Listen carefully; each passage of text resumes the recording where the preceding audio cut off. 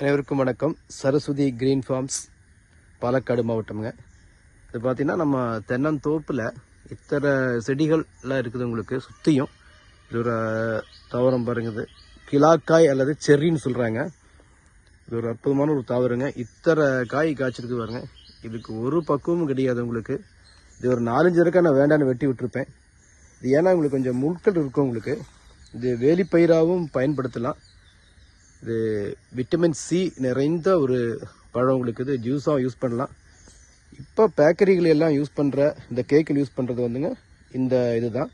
இது ஒரு ப்ராசஸ் பண்ணி வெள்ளைப்பாகல் ஊற வச்சு பயன்படுத்துகிறாங்க.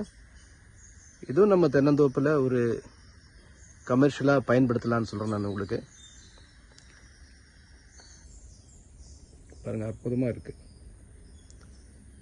இது நான் ஒரு 4-5 தடவை வெட்டியே விட்டுருப்பேன் உங்களுக்கு வேண்டான்னு. இருந்தும் நான் விடாமல் வருவன்னே வருது. சீசனுக்கு 2 தடவை காய்க்குது உங்களுக்கு. ஒரு சின்ன செடிகள்லேயே பாருங்கள் இத்தனை வாழை தென்னை இதுக்கு இடையில்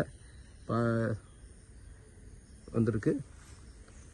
விவசாயிகள் நம்ம தென்னந்தோப்புலையும் இதே மாதிரி ஒரு வித்தியாசமான செடிகளை நட்டு வளர்த்து தென்னந்தோப்பில் ஊடுபயிர் நல்லா பண்ணலாம் உங்களுக்கு.